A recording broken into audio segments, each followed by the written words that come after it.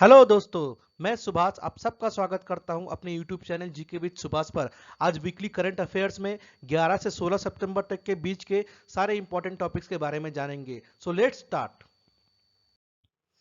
हाल ही में भारत के attorney general के रूप में किसे नियुक्त किया गया है जो 1 अक्टूबर 2022 से अपना कार्यभार संभालेंगे?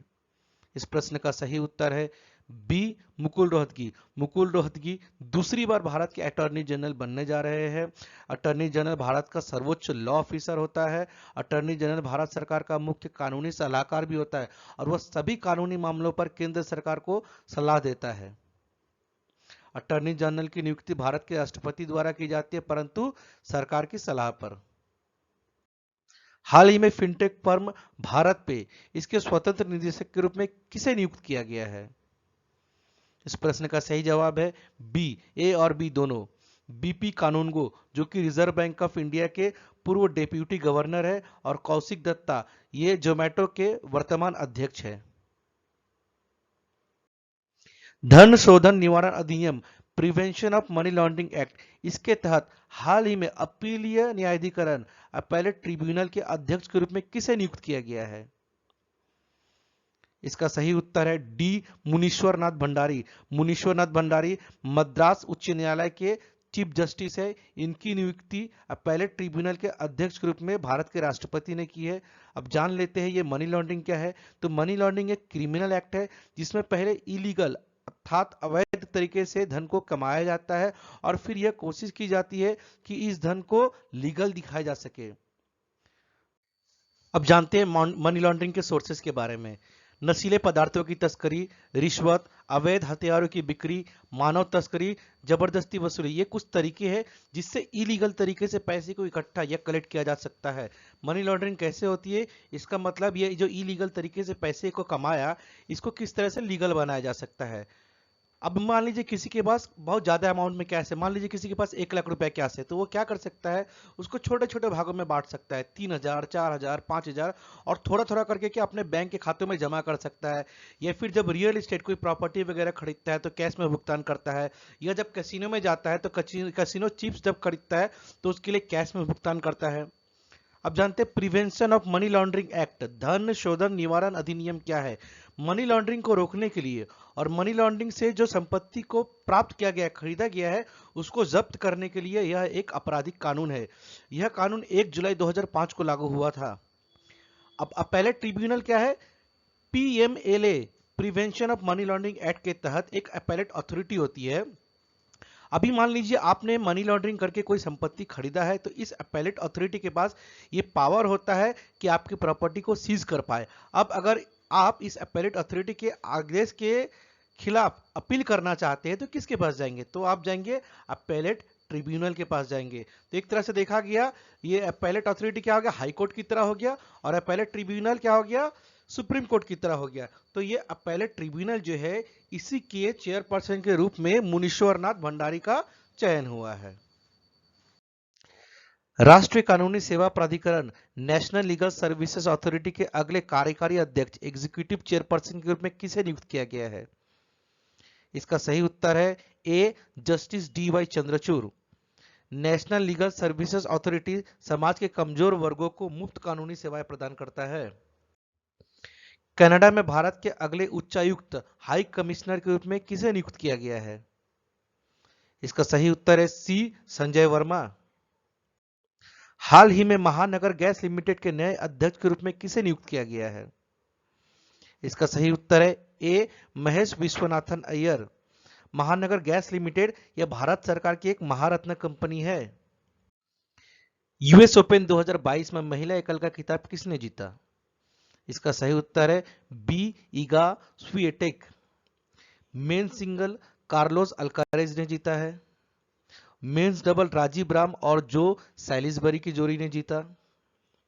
वुमेन्स डबल बारबोरा क्रेजसिकोवा और कतेरिना सिनियाकोवा की जोड़ी ने जीता है। मिक्स्ड डबल स्टॉर्म सैंडर्स और जॉन पियर्स की जोड़ी ने जीता। किस क्रिकेट टीम ने एशिया कप 2022 जीता है? इसका सही जवाब है डी, श्रीलंका। 2022 फीफा अंडर 17 महिला विश्व कप की मेजबानी कौन सा देश करेगा? इसका सही उत्तर है सी, इंडिया।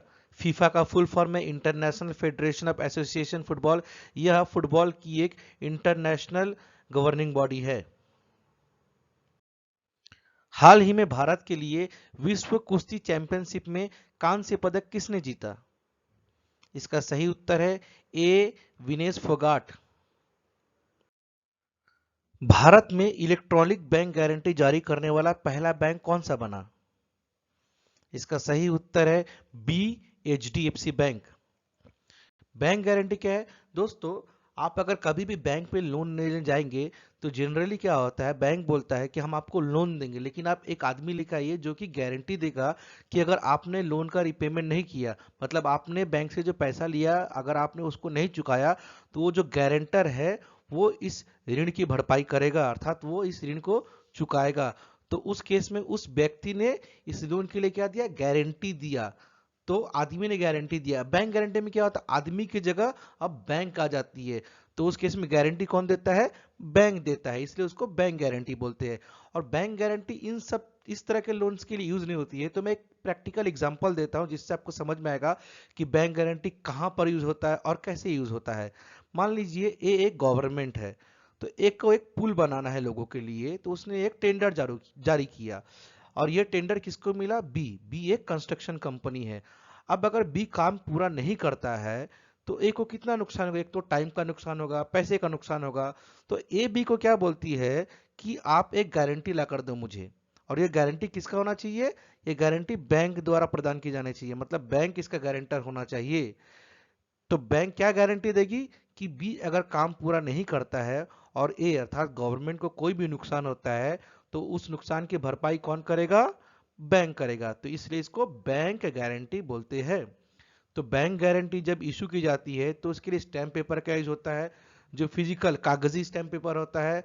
और बैंक गारंटी जो होता है वो एक बॉन्ड होता है, वो बॉन्ड भी फिजिकल कागजी होता है। लेकिन एचडीएफसी बैंक ने क्या किया है? इसको इलेक्ट्रॉनिक कर दिया है, मतलब स्टैम्प पेपर भी इलेक्ट्रॉनिक होगा और बैंक गारंटी का जो बॉन्ड होगा वो भी इलेक्ट्रॉनिक ही होगा।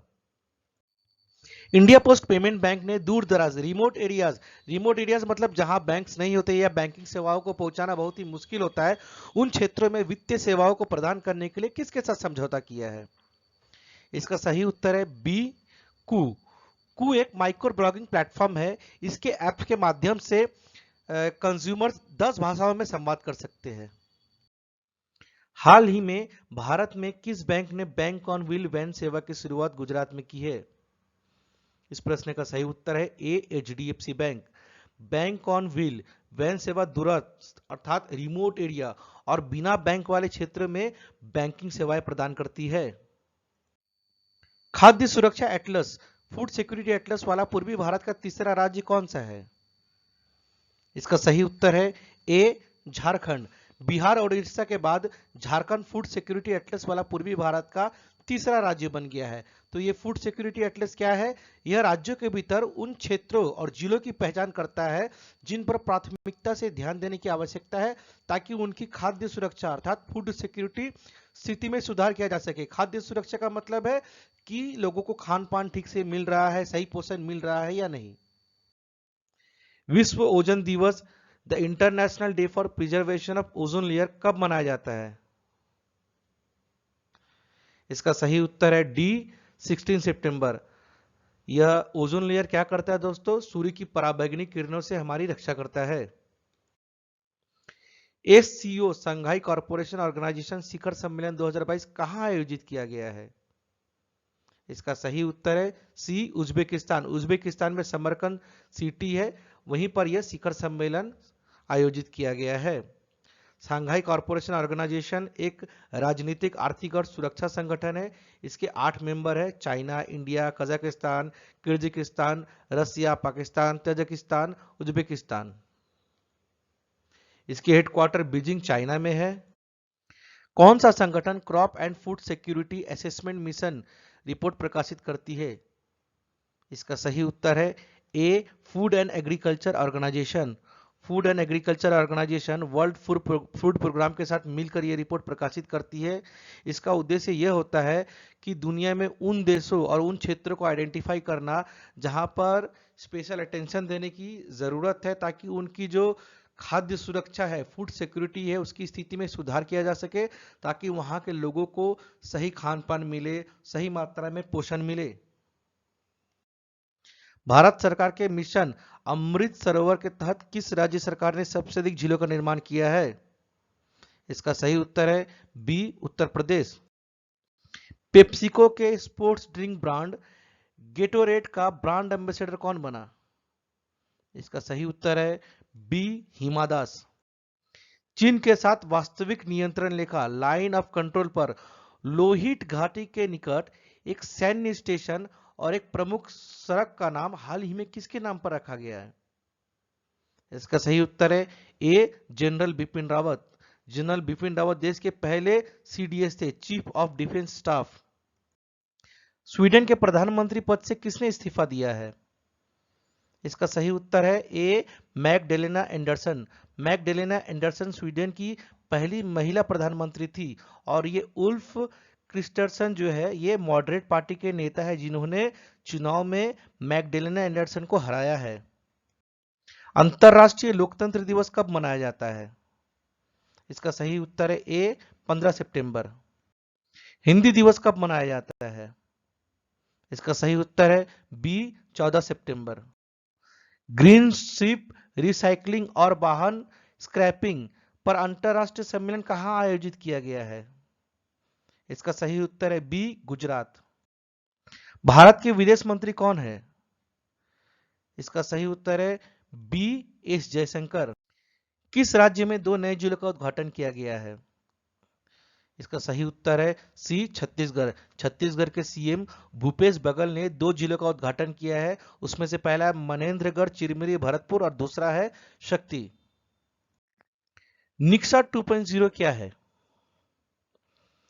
सही उत्तर है ए, पोर्टल फॉर टीबी मुक्त भारत। यह एक पोर्टल है जो टीबी मुक्त भारत के बारे में जानकारी देता है।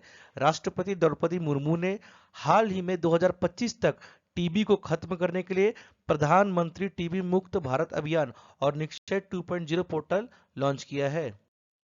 शून्य अभियान क्या है? इसका सही उत्तर है ए, सवारी और वितरण सेवाओं के लिए इलेक्ट्रिक वाहनों के उपयोग को बढ़ावा देना। हाल ही में किस टेनिस खिलाड़ी ने संन्यास की घोषणा की है? इसका सही उत्तर है ए, रॉजर फेडरर। 23 सितंबर से शुरू होने वाले लेवर कप रॉजर फेडरर का अंतिम टूर्नामेंट होगा। हाल ही में किसको फ्रांस के सर्वोच्च नागरिक सम्मान सेवेलियर डेलार्ड्रे नेशनल डू मेरिट से सम्मानित किया गया है? इसका सही उत्तर है बी, स्वाति पीरामल। स्वाति पीरामल पीरामल ग्रुप की वाइस चेयरपर्सन है। इंदिरा नूई ये पेप्सिको की पूर्व सीईओ और चेयरपर्सन थी। फाल्गुनी नायर नाइका जो कंपनी उसकी सीईओ है। भारत के 76th शतरंज ग्रैंड मास्टर कौन है? इसका सही उत्तर है बी, प्रणव वी। ये 15 वर्ष के हैं और बेंगलुरु के रहने वाले हैं। ग्रैंड मास्टर शतरंज खिलाड़ियों को दिए जाने वाले वर्ल्ड चैंपियनशिप के अलावा सर्वोच्च खिताब है। दोस्तों, हमारा इस वीक का करंट अफेयर्स यहीं पर समाप्त होता है। अगर आपको वीडियो अच्छी लगी हो तो लाइक करें, शेयर करें और जरूर से जरूर सब्सक्राइब करें ताकि हमारा अगला वीडियो आप तक पहुंच सके। धन्यवाद।